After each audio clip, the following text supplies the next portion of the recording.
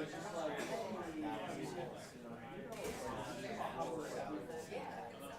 because I didn't hear back from like their never heard back from them. Yeah. And as soon as I reached out to the team thing, because I heard you said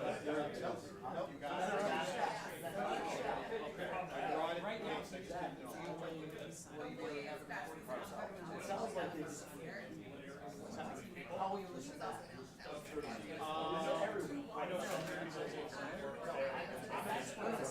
I'm sending it back through my Lucy, unless you want to send it through us, but I already just says a lot. yeah, it's how, so then you're going to write off, how will you listen back? You're sending it live. I always put it Okay, great. So I'll send this live and you use your own thing. Yeah, no, I always back it up. Okay, thank you.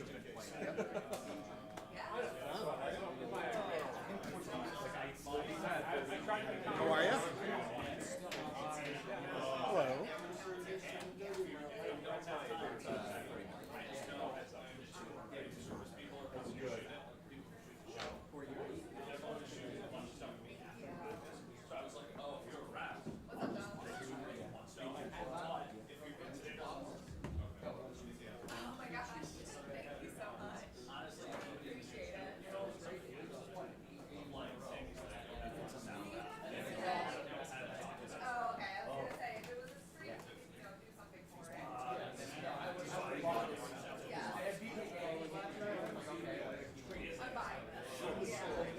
There was one time many years ago that didn't work, and I would back it up, and it wouldn't happen.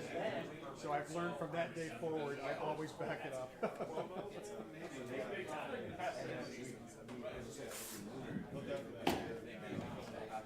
I get you, buddy. Well, the other thing is when that happens, I always tell those guys, make sure they put it on demand real quick, so you can listen that way. Right. Well, nowadays too, they've used these things on Twitter. You can go back and listen to that. Yes, that's right. That's how I listen. But this was like years ago this happened, and I just, from that point forward, I just do it. It doesn't hurt to back up. Yeah.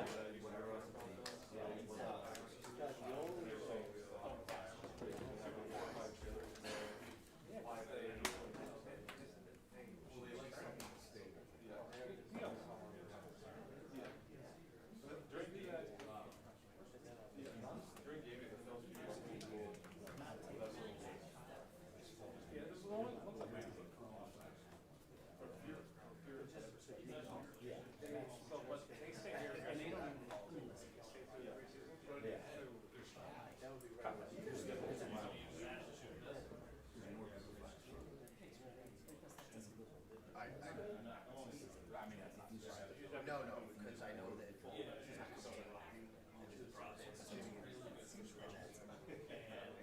So I know that.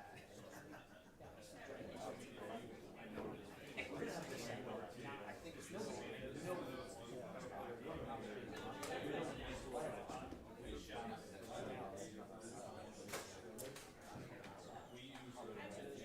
I can imagine. Even WGN has an expert.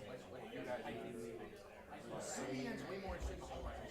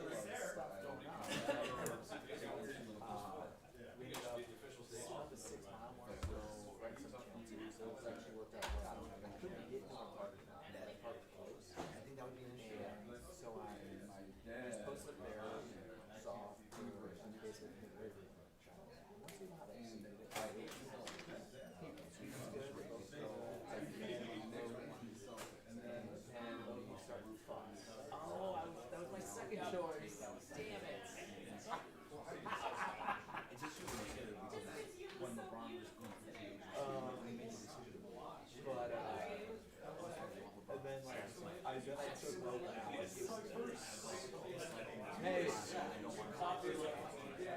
Carino, that was my second choice. I went with Buffalo Grunak, UB Grunak, but I said all juice team would be my second choice.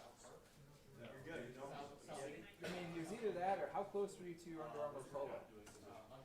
The polo that he went and bought at the training camp because he forgot he needed another shirt and then loved that polo.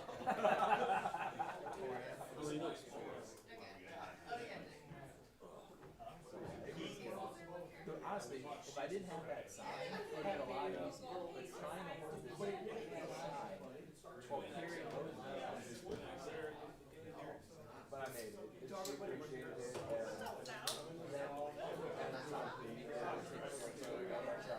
All of Sunday and Monday.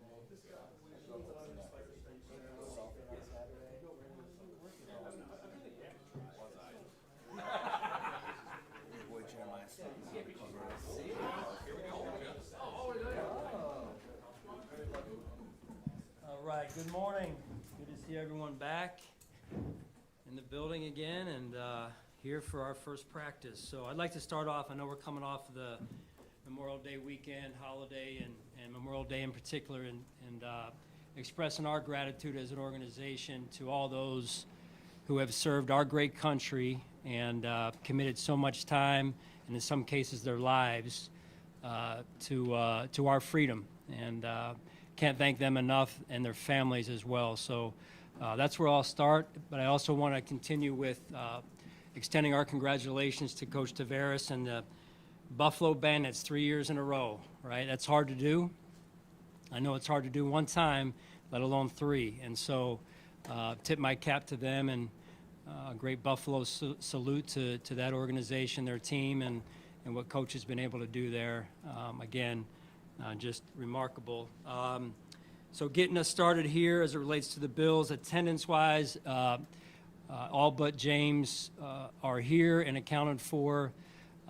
Joey Bosa will not participate today. He pulled a calf, I believe it was late last week, Thursday, I believe, and so he'll be out for more than likely the foreseeable springtime at least, and then we'll get into training camp. Should be good to go by training camp, but understand it just happened late last week, so still in kind of the exploratory phase of what that's going to mean. So Joey's was off to a good start before that, and so it's unfortunate to see him go down. But somebody else, it offers someone else an opportunity to step up and get some quality reps for us as we move forward. This league, as you know, is a tough league. It's a tough division. It seems like it's getting better every year. We look forward to the challenge.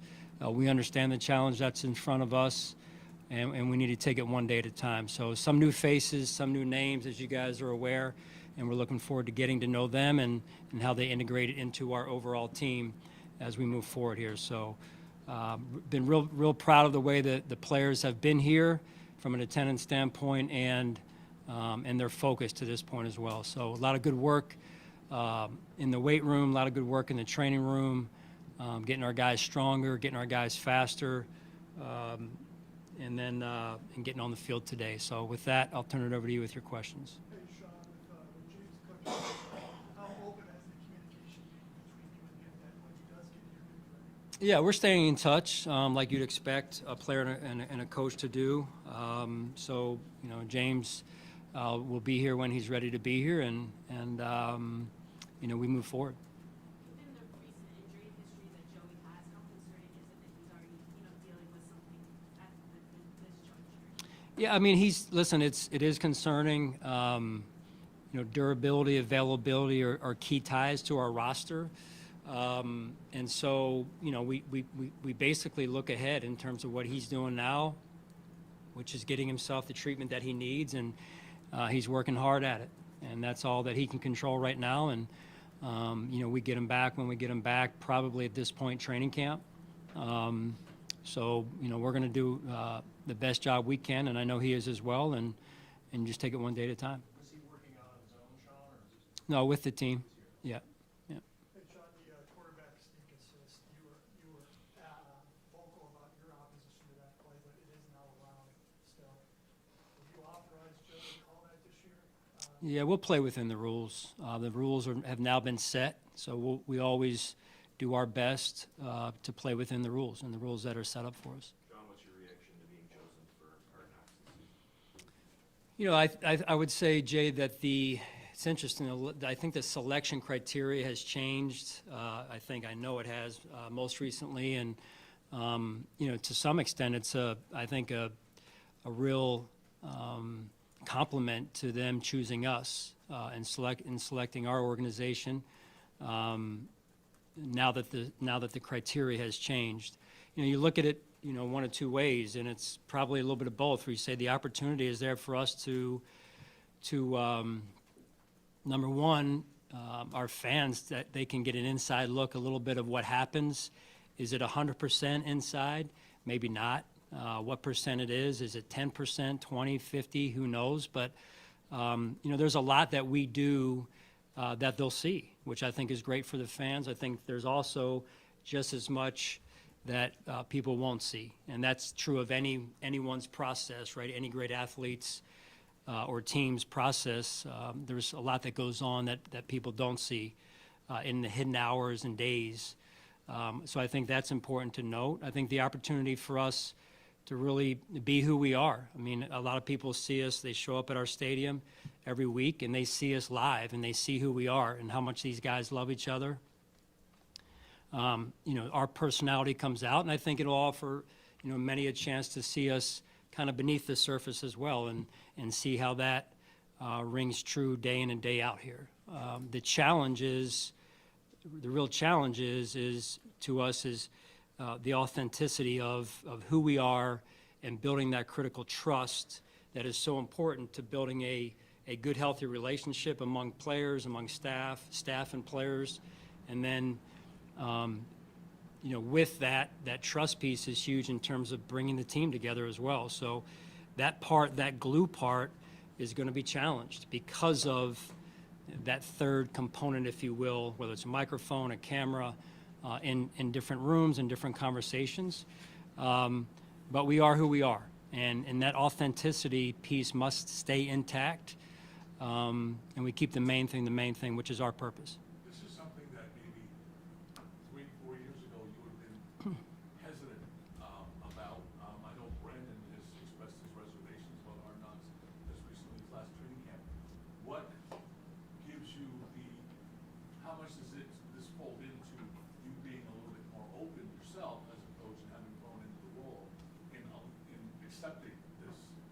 Yeah, I mean, you guys know me, I'm very open, so.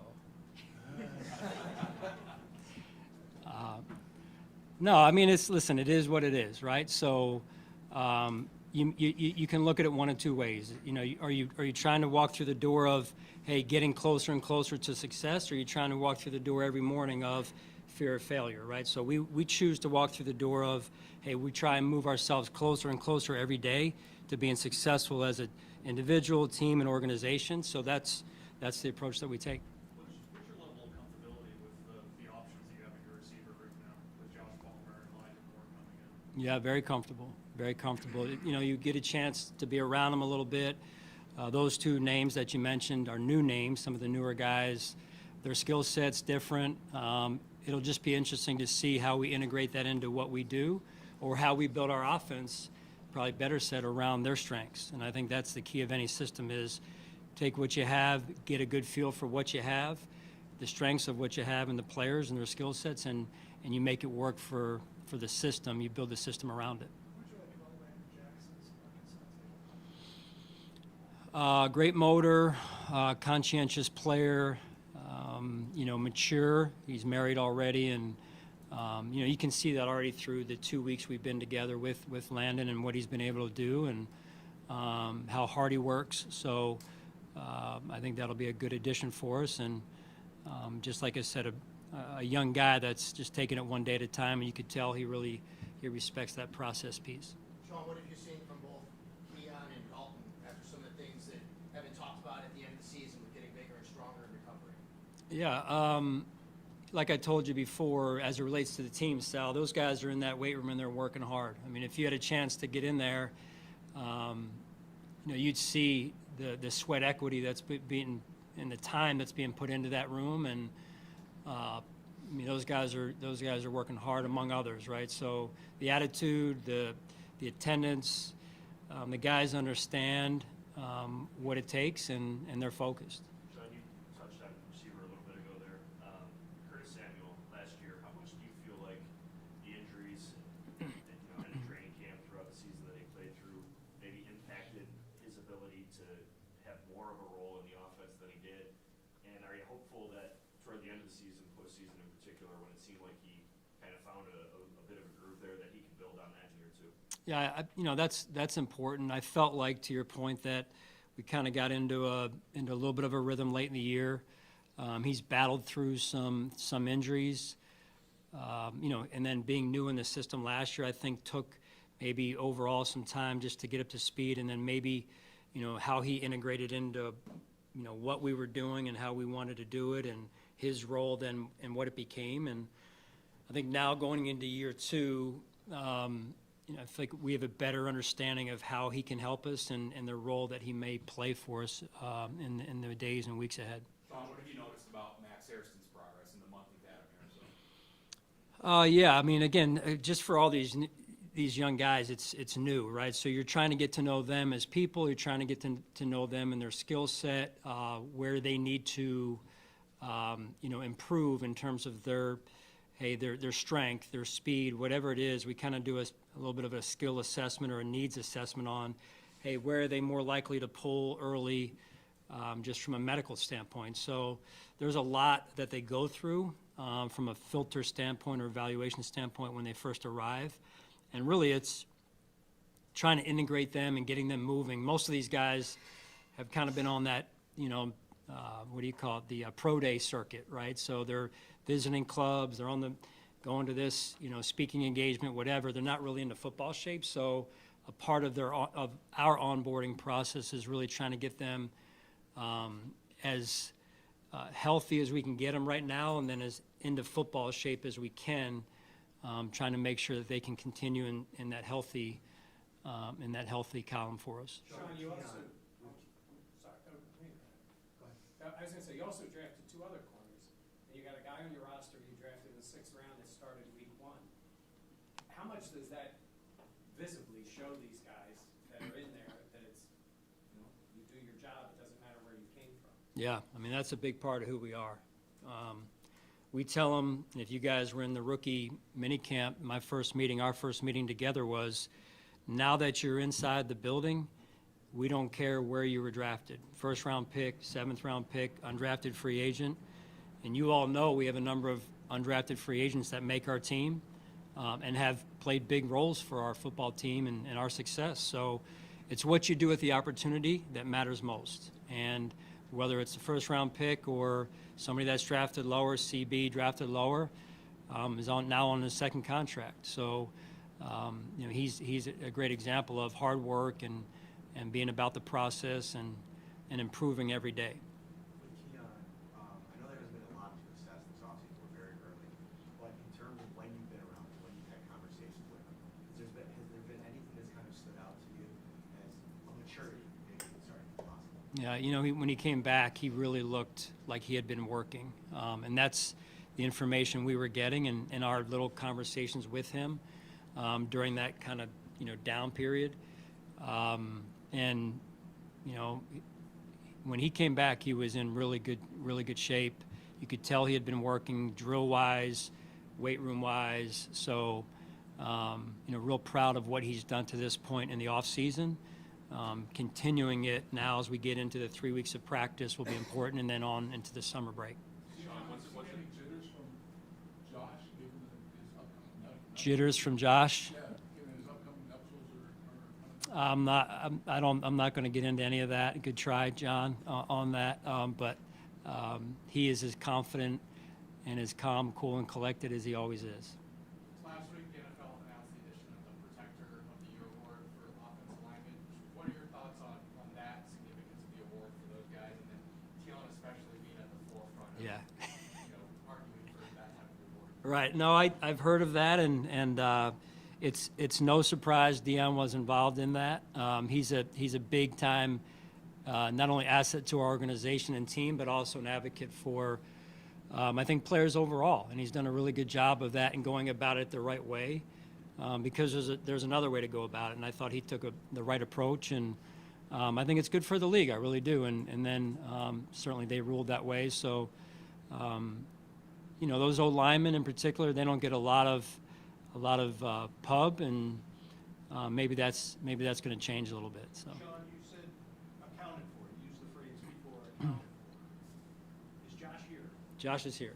Yes. What does that say? I think it says everything, right? So he is the face of our organization. He's the leader of our team, and when he's here, like anything else as a leader, it speaks and it holds a tremendous amount of weight, right? Like any leader, in particular the leader of the team, those words that he says and his actions are exponentially impactful, right, to the whole roster, the whole team. What's it been like to have Tre'Davious back in the building? Had to do a double take. So we met in my office, I think the day he signed, and I kind of, while he was sitting across from me like you guys are, I did a couple, hey, this is a little bit surreal, a little bit, kind of like, it's great to have you back, just in my mind. And so it's always interesting, right, around here. What's next? So yeah, I mean, it's a classic case to me of a young man that has come here, was drafted here, number one, and really grew every day in front of our eyes. And then he goes and experiences, life on other teams, life in other situations, and now comes back. And it's great to be reunited because of who he is, what he stands for, how hard he works. I can't say enough good things about Trey and what he means to me personally, and then what he's meant to our football team. Sean, we're asking about the younger players at that position group a little bit earlier. Where do you see guys returning like Dane Jackson and Tre'Davious White fitting in their second go-around? As you see it right now, I know a long way to go. Yeah, long way to go. Like you said, there's no depth chart this time of year, probably other than for Josh, right? So, when he's here, Josh will work with the ones, just so you guys know. But no, it's the depth chart is loose this time of year. We roll people in there. Dane will be in there at times with the ones probably. He'll be in there at times with the twos, and we're just looking to, as a coaching staff, get the best feel for our players that we can and what they can do, what they can't do, how we can help them and develop them. That's part of our goal as a coaching staff. Understanding that with the depth chart, what are you looking to see out of Cole Bishop this time of year? Again, just continue to learn the system, develop. The weight room was mentioned earlier. I think that's a big piece for Cole. And, you want a young player to understand the system to the point where he can play fast and you can see his true skill set. I think Cole is already through the football school, the phase 2 days. He's shown that he's getting more and more comfortable with this system, and then finding ways that he can work his magic within this system, meaning where he can cheat.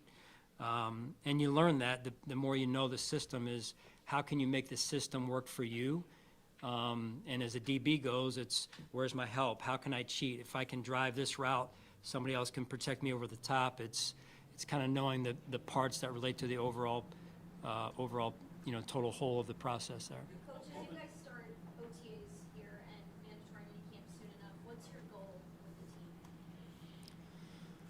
Really, our goal overall is to take it one day at a time right now, and then just continue to find out who we are. I say this every off season, but the team has got to get connected, and that means guys spending time together, getting to know one another. That's a big part of who we are, but an important part of who we are, because it's hard to do that once adversity hits. It's hard to do that in the middle of the season when we say, hey, all right, we're going to have a kumbaya meeting and everyone's going to sit down and air our grievances and get to know one another and go to dinner. You can't do that then. You got to do it now. And so these guys being here is important because it offers them the opportunity to go play golf, go bowl, go to dinner, whatever the outing might be. And that's how you get to know one another and your new teammates in particular. And then beyond that, it's them getting on board with the techniques, the fundamentals, situationally, how we want to play the game. And so that's important as well this time of year.